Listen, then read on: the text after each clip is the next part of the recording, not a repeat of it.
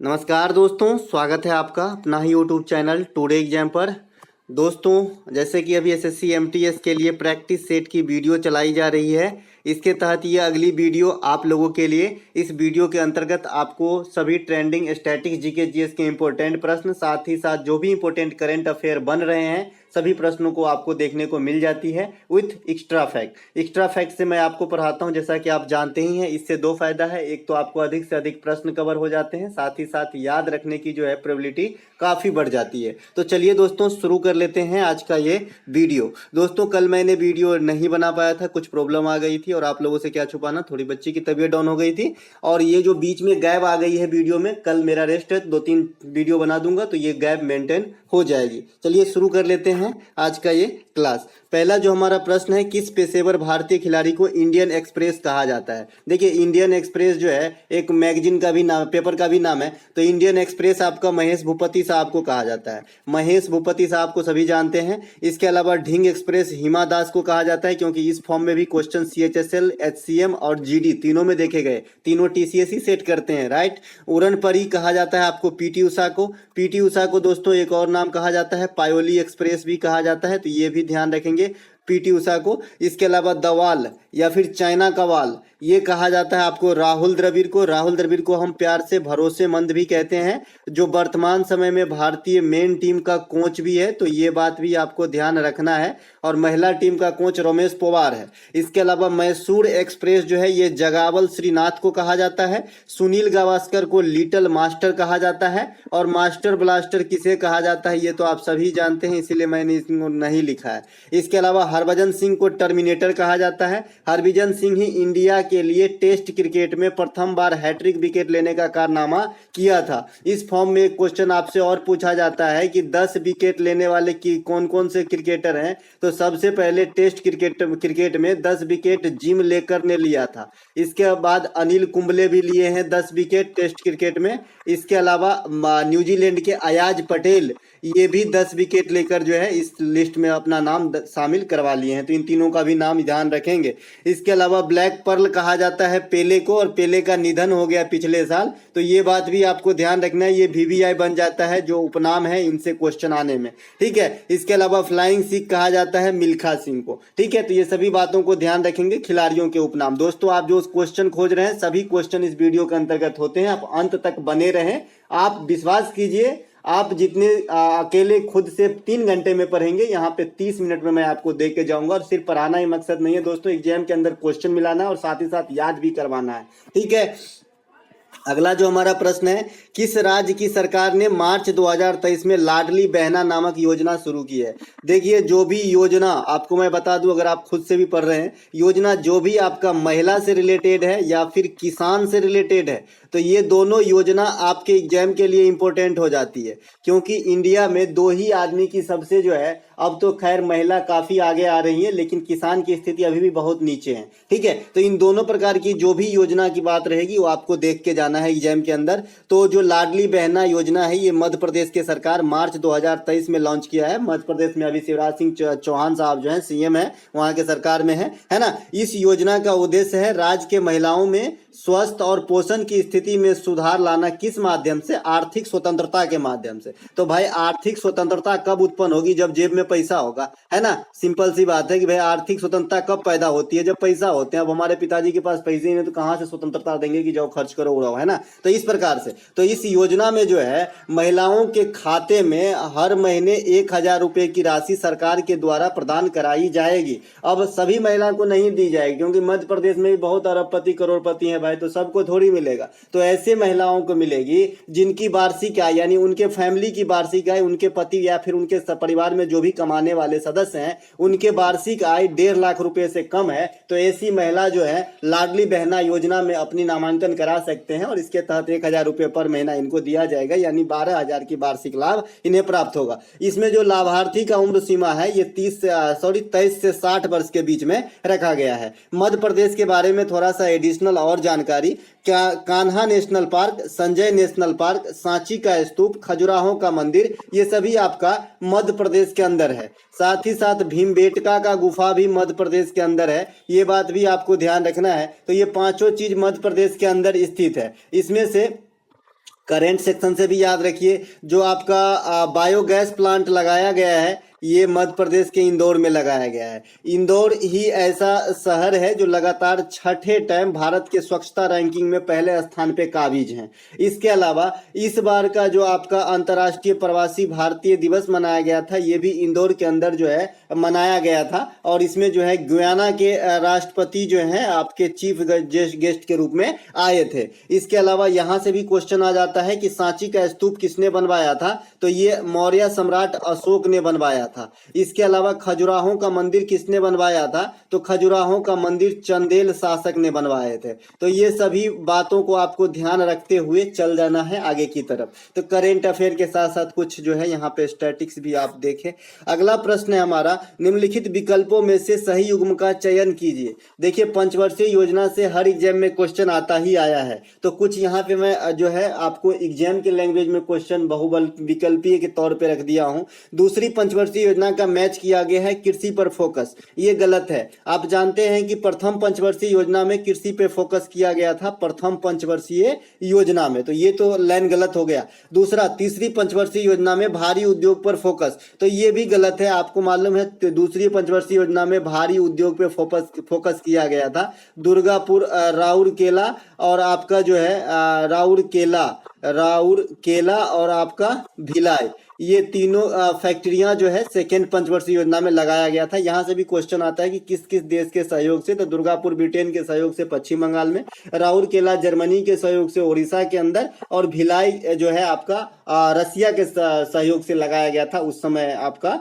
मध्य प्रदेश में, लेकिन वर्तमान में ये छत्तीसगढ़ के अंदर है। तो ये सेकेंड पंचवर्षीय योजना के साथ भारी उद्योग शब्द जुड़ा हुआ है, तो ये भी कट गए। पहली पंचवर्षीय योजना महान लोबिस मॉडल पे थे क्या, नहीं थे, ये भी गलत है। पहली पंचवर्षीय योजना जो है ये आपका हैराड डोमर पे थे, और सेकेंड पंचवर्षीय योजना जो है ये महान लोबिस मॉडल पे थे। तो ये तीनों कथन जो ऊपर से आप देख रहे हैं गलत है। इसके अलावा चौथा कथन जो है, चौथी पंचवर्षीय योजना परिवार नियोजन कार्यक्रम, ये एकदम सही है। चौथी पंचवर्षीय योजना में परिवार नियोजन कार्यक्रम लाया गया था, परिवार नियोजन कल्याण कार्यक्रम लाया गया था। इसी चौथी पंचवर्षीय योजना में 1969 में पहली बार बैंकों का राष्ट्रीयकरण हुआ था। इसी पंचवर्षीय योजना, चौथी पंचवर्षीय योजना में 1971 में भारत पाकिस्तान युद्ध हुआ था। इसी पंचवर्षीय योजना के दौरान मानव प्रथम बार चांद पे गया था 1969 में, नील आर्मस्ट्रॉन्ग। ठीक है, तो ये सभी बातों को ध्यान रखेंगे। इसरो की स्थापना भी इसी पंचवर्षीय योजना 1969 में ही हुआ था, तो ये सभी बातों को ध्यान रखेंगे। चतुर्थ पंचवर्षीय योजना के साथ परिवार नियोजन कार्यक्रम का मैच एकदम सही है, तो राइट आंसर ऑप्शन नंबर 4 होता है। यहाँ ऑप्शन नहीं है,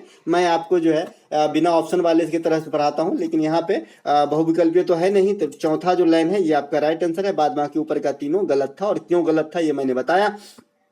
इसके अलावा चतुर्थ पंचवर्षीय योजना का जो कार्यकाल रहा था 1969 से 1974 तक रहा था। इसके बीच में क्या क्या इंपोर्टेंट घटना घटी अभी मैंने बताया था। भारत के पंचवर्षीय योजना बनाने वाली निकाय है, इसका नाम था योजना आयोग। योजना आयोग किस प्रकार की संस्था है, तो असंवैधानिक संस्था है। इस बात पे मैं हमेशा जोर डालता हूं, असंवैधानिक संस्था है। नीति आयोग भी असंवैधानिक संस्था है, ठीक है। असंवैधानिक कहने का मतलब इसे परामर्शदात्री संस्था भी कह देते हैं, है ना, क्योंकि इसका संविधान में कोई आर्टिकल वगैरह कोई ऐसा जो है पैमाना नोट नहीं किया गया है आर्टिकल के माध्यम से, ठीक है। इसके अलावा जो योजना आयोग है इसकी समाप्ति आपको 2015 में कर दिया गया, और 2015 में योजना आयोग के जगह पे क्या आ गया था, नीति आयोग आ गया है, ठीक है। नीति आयोग आ गया है 2015 से। अगर आपसे कोई पूछे कि योजना आयोग ने कुल कितने पंचवर्षीय योजना बनाया, तो 12 पंचवर्षीय योजना बनाया, जिसमें से अंतिम पंचवर्षीय योजना 2012 से 2017 के बीच में बना गया, मतलब रखा गया था 2012-17 के कार्यकाल के लिए, लेकिन 2015 में ही टर्मिनेट करके इसके जगह पे जो है नीति आयोग आ गए।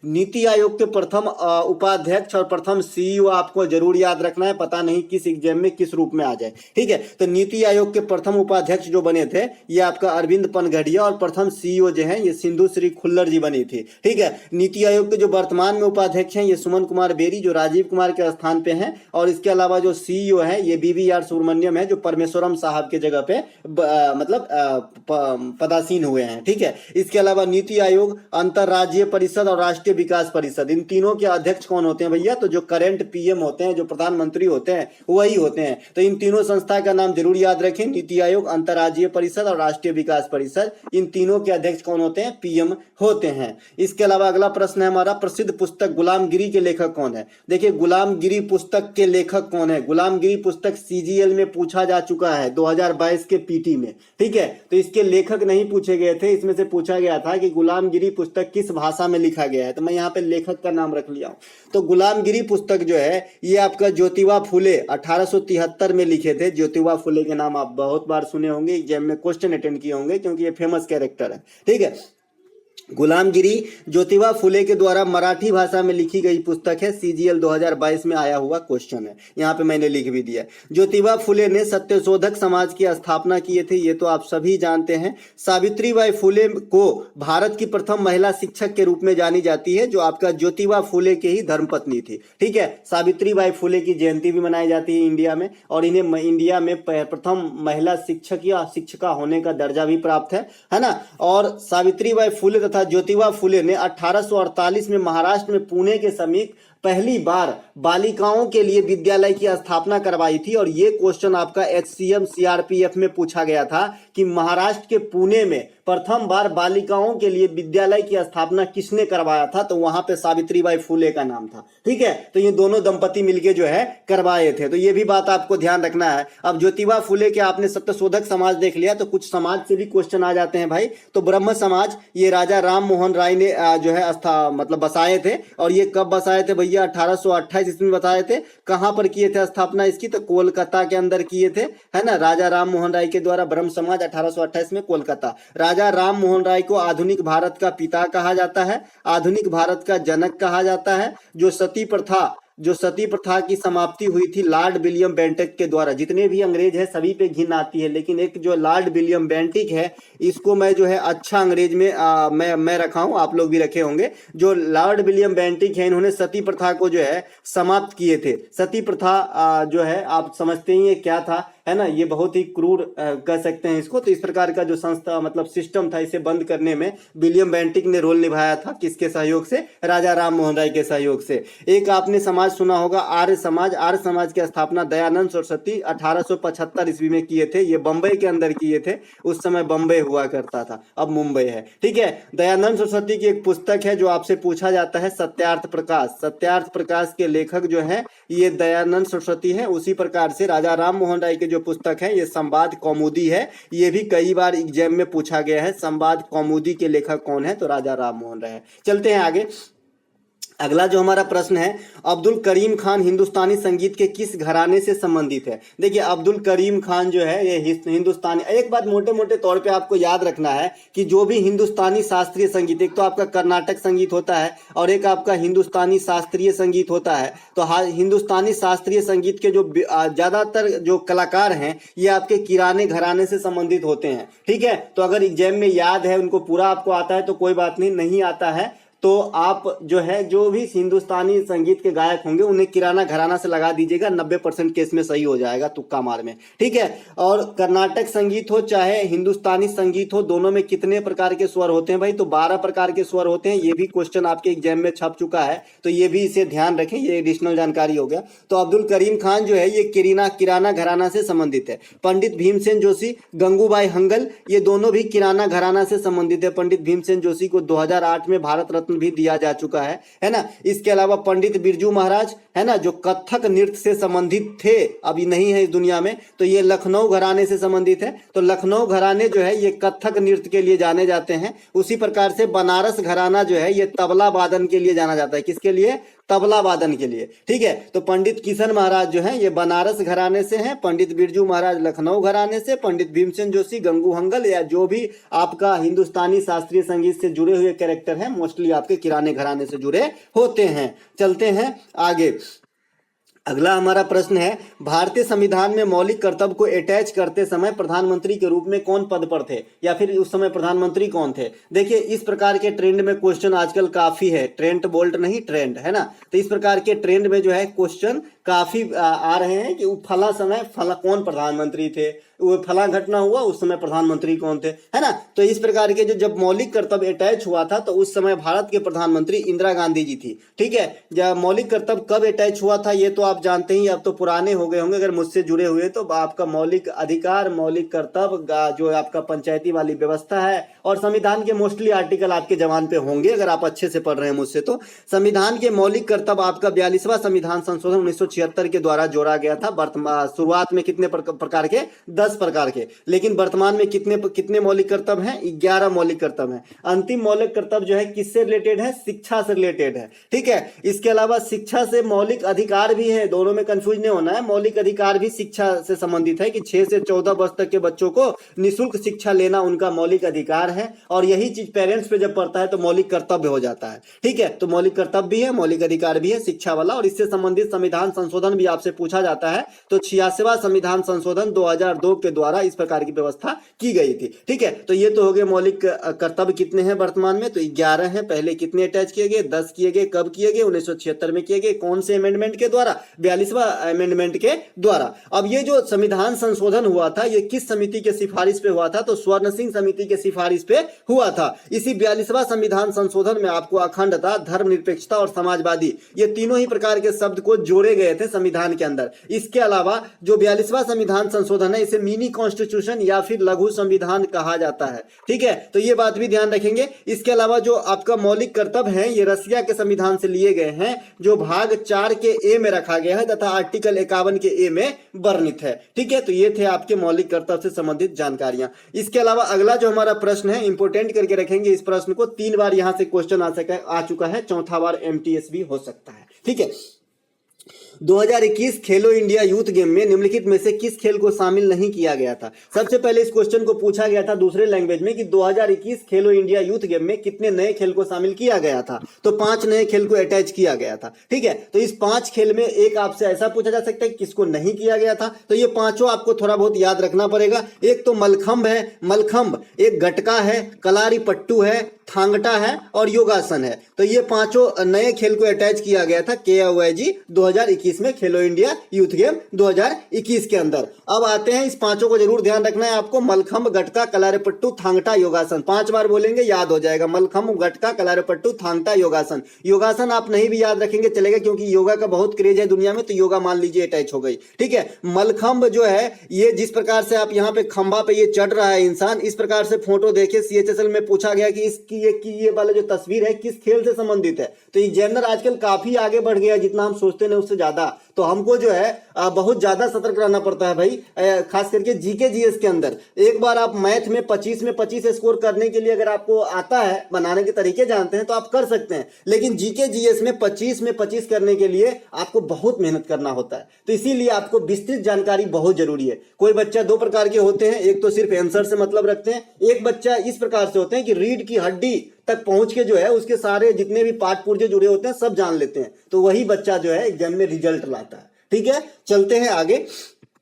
यहाँ पे देखिए खेलो इंडिया यूथ गेम से कुछ और जो फैक्ट है, नवीनतम खेलो इंडिया यूथ गेम जो 2023 तक संपन्न हुआ था, ये आपका मध्य प्रदेश के कितने शहरों में कराए गए, ये भी क्वेश्चन आ चुका है। कितने शहरों में हुए? तो 8 शहरों में। इसके अलावा 5वीं खेलो India youth game Madhya Pradesh में सर्वाधिक पदक किसने जीता भैया? तो ये आपका महाराष्ट्र स्टेट ने जीता है, ठीक है। इसके अलावा प्रथम खेलो इंडिया यूथ गेम कहां पर हुआ था? 18 के अंदर नई दिल्ली में, ठीक है। तो देखिए ये जो लेटेस्ट वाला खेलो इंडिया यूथ गेम हुआ है, इसमें सर्वाधिक पदक जो है 161 पदक के साथ पदक तालिका में महाराष्ट्र शीर्ष पे है। हरियाणा का दूसरा स्थान है 128 और मेजबान मध्य प्रदेश का तीसरा स्थान है। तो पहला, दूसरा, तीसरा जरूर याद रखेंगे, है ना, खेलो इंडिया यूथ गेम के रिलेशन में। इसके अलावा 36वें राष्ट्रीय खेल हुआ था पिछले साल, हालांकि अब तो नहीं पूछे जाना चाहिए, लेकिन अगर पूछ दिया तो, है ना। तो 36वें राष्ट्रीय खेल का आयोजन गुजरात में हुआ था। यहाँ पे जो शुभंकर मस्कट रखा गया था, साबाज को रखा गया था। 36वें राष्ट्रीय खेल में 36 खेल शामिल थे, तो ये बात भी आपको ध्यान रखना है। इसके अलावा यहाँ पे सबसे अधिक जो गोल्ड जीतता है उसी को विजेता घोषित किया जाता है। तो सर्विसेज टीम जो है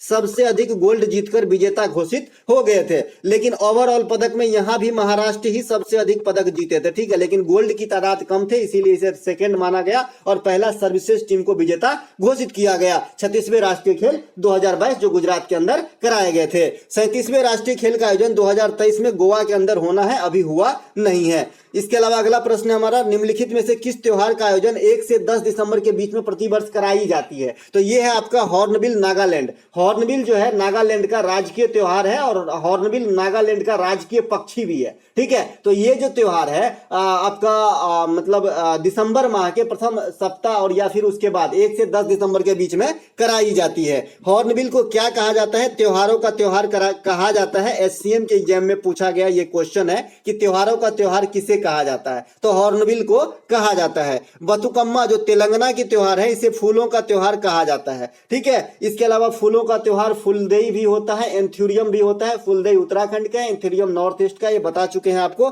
धनु यात्रा जो उड़ीसा में मनाया जाता है, इसे दुनिया का सबसे बड़ा ओपन थिएटर का दर्जा दिया गया है। देखिए यात्रा वाला त्योहार 3 4 5 है इंडिया में। एक तो खाली यात्रा है जो आपका पश्चिम बंगाल में मनाया जाता है, एक आपका धनु यात्रा है जो उड़ीसा में मनाया जाता है, एक आपका जगन्नाथ यात्रा है जो आपका उड़ीसा में ही मनाया जाता है, एक आपका मेदराम यात्रा है जो आपका तेलंगाना में मनाया जाता है, इस प्रकार से, ठीक है। और बिहार या फिर उत्तर प्रदेश या फिर बिहार के अंदर खास करके जो आपका दशमी का अंतिम दिन होता है, दुर्गा पूजा का जो अंतिम दिन होता है, उसे भी यात्रा कहा जाता है, ठीक है।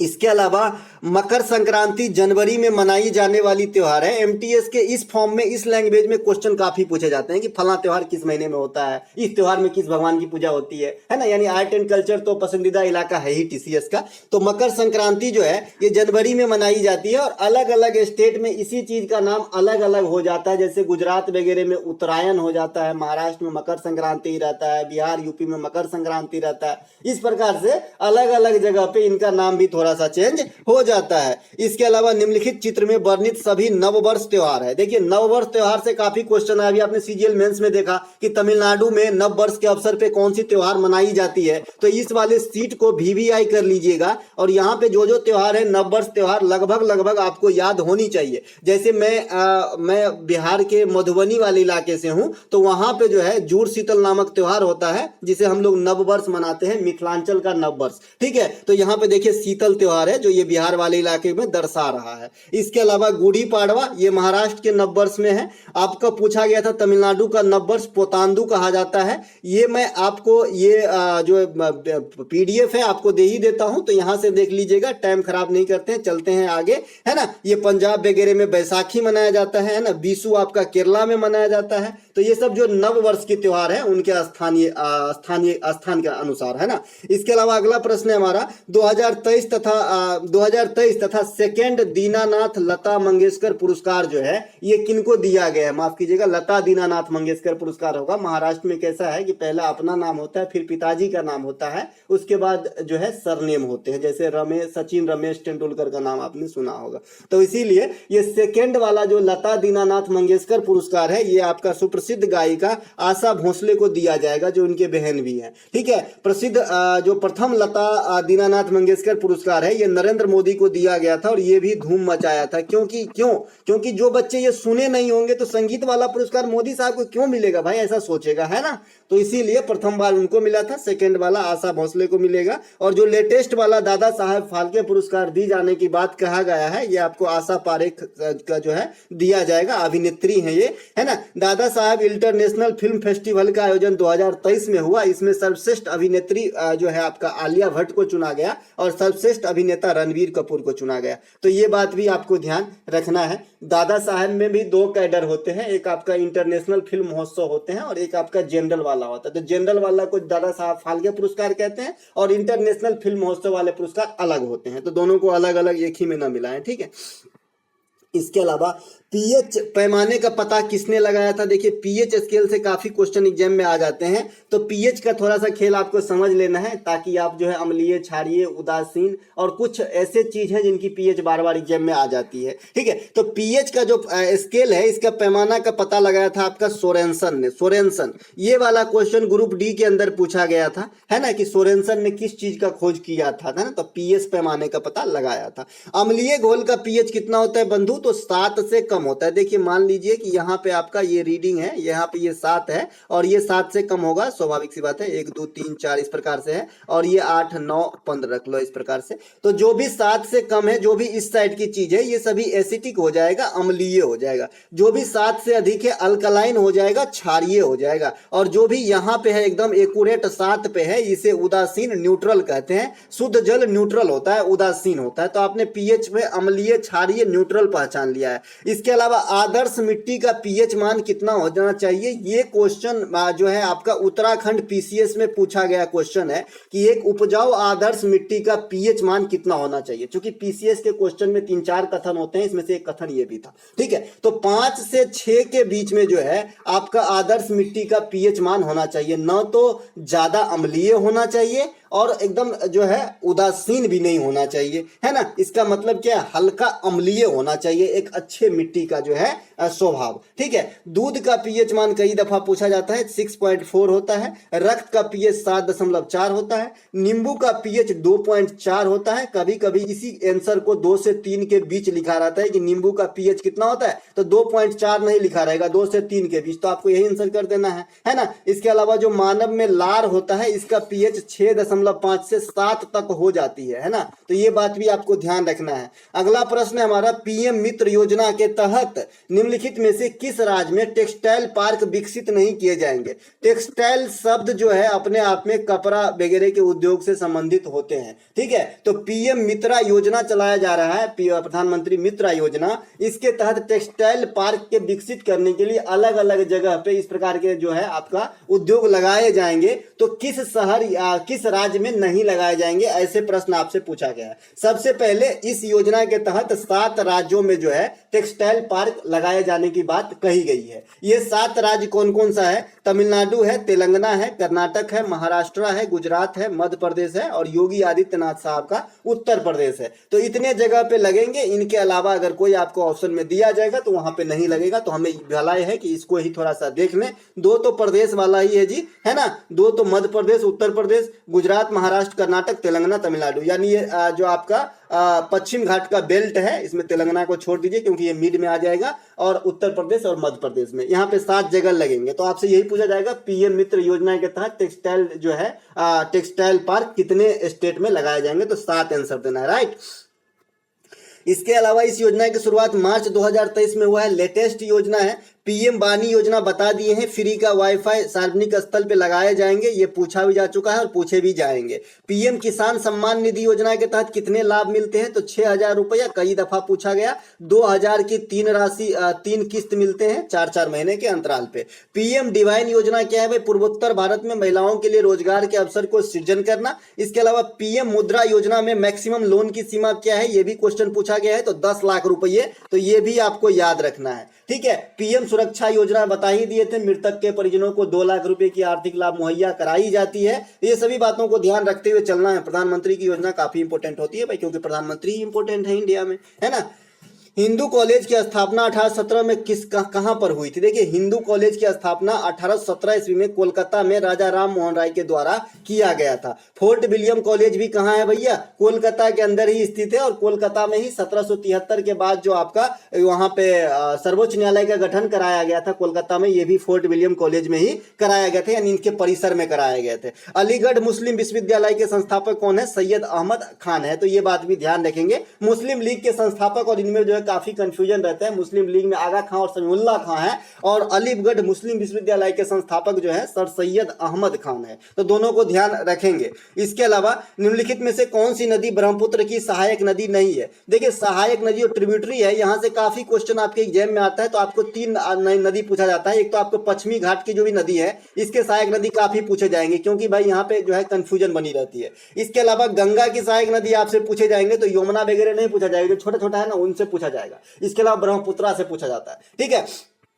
तो यहाँ पे ब्रह्मपुत्र की सहायक नदी जो है दिबांग है, लोहित है, धनसरी है, तीस्ता नदी है, मानस नदी है, सुबनसिरी भी है। सुबनसिरी जो है ये भी आपका ब्रह्मपुत्र का सहायक नदी है। इसके अलावा जो महानंदा नदी आप नीले कलर से देख रहे हैं ये गंगा का सहायक नदी है और इंडिया के अंदर ये गंगा की आखिरी सहायक नदी है, आखिरी सहायक नदी है, ठीक है। ब्रह्मपुत्र नदी का उद्गम कहां से होती है, तो ये चेमाडियुंग ग्लेशियर जो कहां पे है, तिब्बत के अंदर स्थित है, यहां से आपका ब्रह्मपुत्र नदी का जो है उद्गम होती है और इंडिया में अरुणाचल प्रदेश के समीप प्रवेश करती है, ठीक है। सिंधु और सतलज नदी इनका भी उद्गम तिब्बत से ही होता है, तो सिंधु और सतलज उधर बहने के लिए चला जाता है और ब्रह्मपुत्र जो है ये पूर्वी भारत में आ जाता है, मतलब इधर अरुणाचल प्रदेश की तरफ, ठीक है। इसके अलावा ब्रह्मपुत्र नदी को तिब्बत में सांगपो कहा जाता है, अरुणाचल प्रदेश में इसे ही दिहांग कहा जाता है और जब ये बांग्लादेश के अंदर इंटर करता है तो इसे जमुना कहा जाता है, ठीक है। तो ये सभी बात ब्रह्मपुत्र नदी के बारे में थोड़ा सा जानकारी रखेंगे। ब्रह्मपुत्र नदी स्थित माजुली जो आपका नदी द्वीप है ये दुनिया की सबसे बड़ी नदी द्वीप है। जो आपका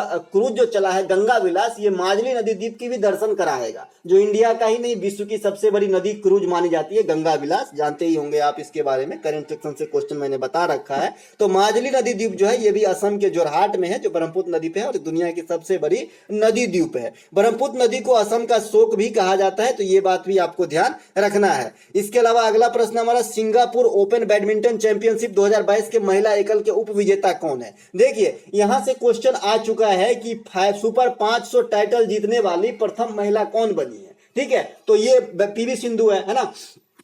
तो सिंगापुर ओपन बैडमिंटन चैंपियनशिप 2022 में महिला एकल के उप विजेता जो रहा है ये वांग जी ई चीन, इस प्रकार के नाम ही है भाई, है ना। वांग जी ई चीन जो है इसे ही हरा के पीवी सिंधु ने ये टाइटल अपने नाम किया था सिंगापुर ओपन 2022 बैडमिंटन चैंपियनशिप का, ठीक है। तो इसी के साथ पीवी सिंधु जो है ये 500 सुपर 500 खिताब जीतने वाली प्रथम इंडियन महिला भी बनी है पीवी सिंधु। देखिए बैडमिंटन के अंदर कई प्रकार के जो है आपका सुपर होता है, जैसे सुपर 300, सुपर 500, सुपर 750, सुपर 1000, ठीक है। तो ये अलग अलग टाइटल है जिसमें सुपर 500 थोड़ा हल्का लेवल का टाइटल है जो पीवी सिंधु ने जीती है और इस प्रकार की कारनामा करने वाली ये प्रथम महिला है, ठीक है। इसके अलावा सिंगापुर ओपन बैडमिंटन चैंपियनशिप 2022 में पुरुष एकल के विजेता एंथनी सिनुसुका है, तो इसे अभी तक नहीं पूछा गया है किसी भी फॉर्म में इनसे रिलेटेड, तो ये इंपॉर्टेंट हो सकता है पुरुष एकल में, ठीक है, क्योंकि सिंगापुर ओपन के महिला एकल से यानी पीवी सिंधु को एक रूप में क्वेश्चन पूछ लिया गया है। इसके अलावा इंडिया ओपन 2022 के विजेता लक्ष्य सेन है, तो इसे भी ध्यान रखेंगे, लक्ष्य सेन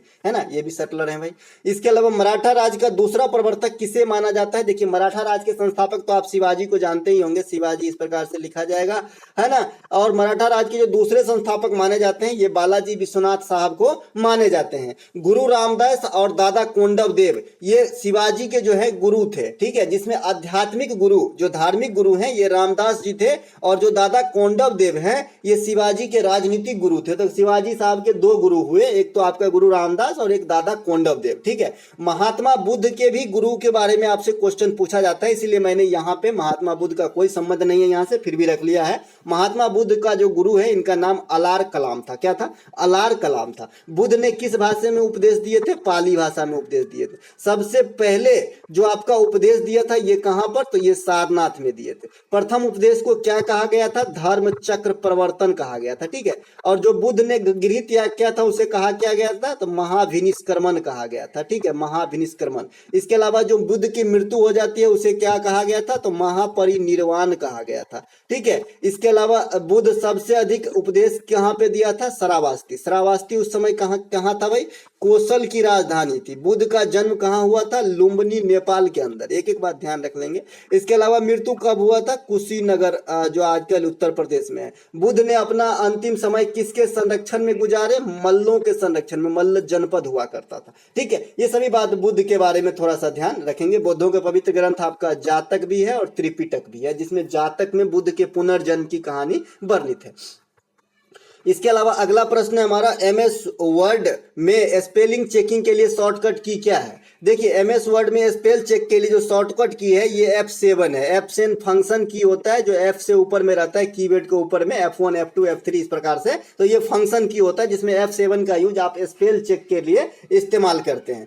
www के आविष्कारक टिम बर्नर्ली है। ये स्टैटिक्स फॉर्म में जीके पूछा जाता है। तो इसी के आविष्कारक को 2022 में सियोल शांति पुरस्कार दिया गया था। तो ये भी क्वेश्चन इंपोर्टेंट हो जाता है। 2022 में सियोल शांति पुरस्कार किसे दिया गया था? तो टिम्स बर्नर्ली को। इसके अलावा 2023 के अनुसार भारत की कुल जनसंख्या कितनी आंकी गई है? देखिए ये ऑफिशियल डाटा तो है नहीं, क्योंकि अभी अपना जो जनगणना हुआ है इसकी डाटा रिलीज नहीं हुआ है, कि अभी तक हुआ भी नहीं है। ठीक है, तो ये संयुक्त राष्ट्र संघ के अनुसार जो भारत की जनसंख्या का अनुमान लगाया जा रहा है 1.42 अरब लगाया जा रहा है। ये भी क्वेश्चन छप सकती है भाई, संयुक्त राष्ट्र संघ तो बात छोड़ो, कोई संस्था कर देना कोई प्रेडिक्शन, ये भी क्वेश्चन आ जाते हैं एग्जाम में। ये क्या बात हो गई पता नहीं। ठीक है, तो 2023 में जो है आपका 1.42 अरब देश की जनसंख्या आंकी गई है। संयुक्त राष्ट्र संघ के अनुसार दुनिया में सबसे अधिक जनसंख्या वाला देश जो है ये तो भारत ही हो गया, क्योंकि चाइना इसके करीब में थोड़ा सा आगे था और इसको पछाड़ ही दिया है, तो अब आगे कौन होगा? तो चलिए कहीं ना कहीं हम तो आगे हैं। इसके अलावा 2011 में देश की कुल आबादी जो है 1.21 अरब था। तो आप लगा लीजिए 10-12 साल में जो है यहाँ पे 23-24 करोड़ जनसंख्या जो है बढ़ गया है।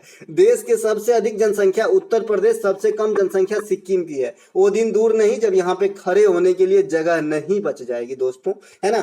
देश की सबसे अधिक जनसंख्या घनत्व बिहार की है और सबसे कम जनसंख्या घनत्व अरुणाचल प्रदेश की है। जब तक आगामी डाटा नहीं आ जाता है तब तक आपको यही याद रखना है। ठीक है, इसके अलावा राज्यसभा का पहली बार गठन कब हुआ था? ये क्वेश्चन जो है काफी बार आ जाता है। 3 अप्रैल 1952 को हुआ था। राज्यसभा भारतीय संसद के अपर सदन है, ऊपरी सदन है। लोकसभा को हम निम्न सदन या जो है लोअर सदन कहते हैं। ठीक है, राज्यसभा में मैक्सिमम सदस्य 250 होते हैं, जिसमें 238 आपका चुनाव से और 12 जो है मनोनयन से आते हैं। ये जो 12 का मनोनयन होते हैं ये राष्ट्रपति के द्वारा किया जाता है और यह जो पद्धति है आयरलैंड के संविधान से प्रेरित है। इसके अलावा राज्यसभा का कार्यकाल जो है अस्थायी होता है। तथ्यों को समझेंगे, लैंग्वेज की गहराई में जाएंगे। राज्यसभा का कार्यकाल अस्थायी होता है और राज्यसभा में जो सदस्य होते हैं उसके कार्यकाल 6 वर्षों का होता है। ठीक है, यानी जिस प्रकार से लोकसभा के सदस्यों का कार्यकाल भी 5 वर्ष और लोकसभा का कार्य भी जनरली 5 वर्ष का ही होता है, लेकिन राज्यसभा कभी भी टर्म नहीं होता है, इसीलिए जो है दर बदर चलता रहता है, तो अस्थायी होता है। ठीक है, राज्यसभा में सदस्यता ग्रहण करने के लिए न्यूनतम उम्र सीमा 30 वर्ष, लोकसभा में 25 वर्ष। राइट, अगला प्रश्न है हमारा, आईपीएल के इतिहास में सर्वाधिक लंबी व्यक्तिगत पारी खेलने का रिकॉर्ड किसके नाम है? देखिए आईपीएल को एग्जामिनर काफी पसंद कर रहा है, हालांकि अभी इसको क्वेश्चन मिलेगा नहीं, तो पुराने क्वेश्चन को ही खंगालेगा, क्योंकि अभी करंट में चल ही रहा है और आपका एग्जाम 2 मई से है। ठीक है, तो पिछला आईपीएल या फिर स्टैटिक फॉर्म में जो बनेंगे उसी को आपको क्वेश्चन पूछेगा। तो आईपीएल में जो है सबसे लंबा पारी क्रिस गेल ने पुणे वॉरियर्स के खिलाफ 2013 में, उस समय शायद आरसीबी से खेल रहा था क्रिस गेल, और 175 रन की नवाद पारी खेली थी। तो सबसे लंबी पारी जो है मतलब आईपीएल के अंदर क्रिस गेल के नाम है। राइट, आईपीएल में सर्वाधिक रन अब तक विराट कोहली के नाम है, सर्वाधिक विकेट अब तक डेविन ब्रावो के नाम है, सर्वाधिक छक्के भी क्रिस गेल के नाम है, सर्वाधिक चौके जो है शिखर धवन के नाम है, सबसे कम गेंद पे 50 रन बनाने वाले केएल राहुल हैं, है ना, 12 गेंद में है शायद, हाँ 12 गेंद में है। सबसे अधिक जो 50 है ये डेविड वार्नर के नाम है। तो ये स्टैटिक्स फॉर्म के रिकॉर्ड है आईपीएल का, इसे एक लुक मार लीजिए। क्रिकेट में आपकी समझ हमसे बेहतर तो है ही, तुरंत आपको याद हो जाएगा। वर्तमान आईपीएल का जो संस्करण चल रहा है ये 16वां है। आईपीएल में सर्वाधिक महिला जो महंगा खिलाड़ी इस बार का है 2023 का, ये सैम करन है, पंजाब ने खरीदा है। WPL 2023 के विजेता मुंबई इंडियंस है। पिछले आईपीएल यानी जो 15वां आईपीएल हुआ था इसके विजेता गुजरात थे, उपविजेता राजस्थान थे। ऑरेंज कैप जो है आपको बटलर को, पर्पल कैप जो है चहल को दिया गया था। ठीक है, और इस वाले तो अभी चल ही रहा है। किस विटामिन के कमी के कारण ऑस्टियोमलेशिया नामक रोग हो जाती है? तो विटामिन डी के कारण ऑस्टियोमलेशिया जो हड्डी से संबंधित एक प्रकार का रोग है हो जाता है। विटामिन सी को कैल्सीफेरॉल, विटामिन डी को जो है आपका माफ कीजिएगा विटामिन डी को कैल्सीफेरॉल कहा जाता है और इसके कमी से ऑस्टियोमलेशिया या रिकेट्स नामक बीमारी हो जाती है जो हड्डी की बीमारी है। विटामिन डी जो है सूरज के प्रकाश में काफी पाया जाता है, सवेरे वाला सूरज के प्रकाश में। विटामिन ए को रेटिनॉल कहा जाता है, आंख की बीमारी होती है विटामिन ए के कमी से। विटामिन B1 को थायमीन कहा जाता है, इसके कमी से बेरी रोग हो जाती है। विटामिन सी को एस्कॉर्बिक एसिड कहते हैं, इसके कमी से स्कर्वी या त्वचा का रोग हो जाती है, बाल वगैरह पक जाती है। विटामिन ई के कमी से जनन क्षमता में कमी आती है, इसको हम टेकोफेरॉल कहते हैं। विटामिन के कमी से रक्त की थक्का नहीं जमती है, हीमोफीलिया नामक रोग हो जाता है ना, और ब्लड क्लॉट नहीं होता है।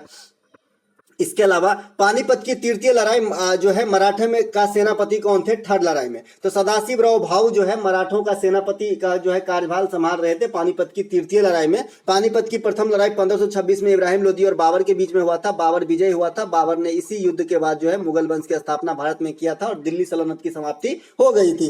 पानीपत की दूसरी लड़ाई 1556 में अकबर और हेमू के बीच में हुआ था। इसमें अकबर की विजय हो गई थी। पानीपत की तृतीय लड़ाई 1761 में अहमद शाह अब्दाली और मराठों के बीच में हुआ था। इसमें अहमद शाह अब्दाली विजय रहे थे।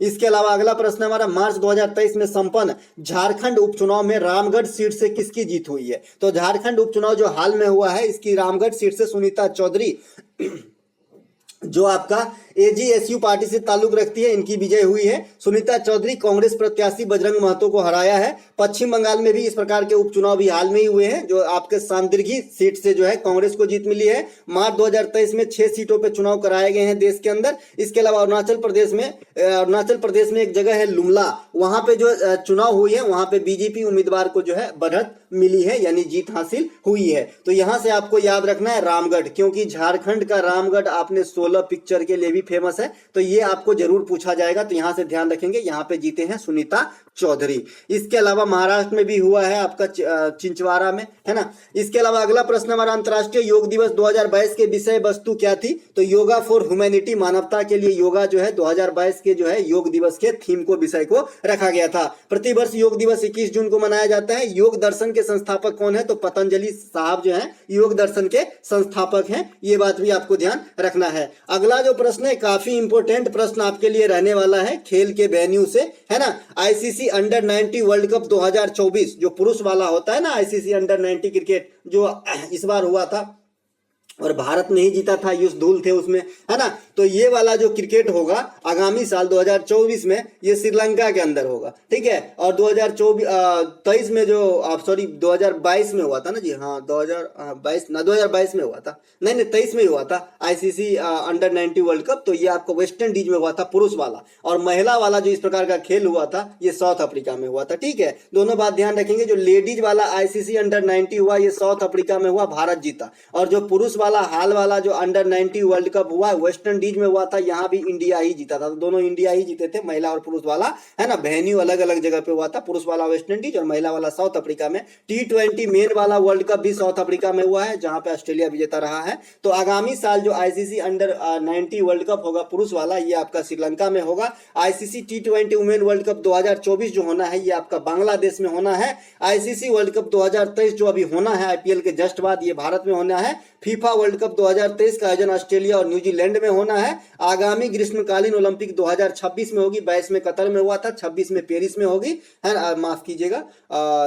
आगामी ग्रीष्मकालीन ओलंपिक जो है 24 में ही होगा, 26 में नहीं होगा क्योंकि 20 वाला हुआ था, है ना। तो 24 में होगा पेरिस में। और आगामी फीफा जो 2026 में होगा क्योंकि 22 में कतर में हुआ था, है ना। तो 26 में होगा, 4 साल के बाद होता है तो अमेरिका, मैक्सिको और कनाडा में होगा। आगामी कॉमनवेल्थ गेम 2026 में ऑस्ट्रेलिया में होगा और 22 में बर्मिंघम इंग्लैंड में हुआ था। दोस्तों एक साथ बहुत से चीजों को लपेटने के चक्कर में एक आध स्पेलिंग मिस्टेक हो जाती है, मैं सुधार कर ही देता हूं और जब पीडीएफ दूंगा तो सुधार करके ही दूंगा, कोई दिक्कत नहीं।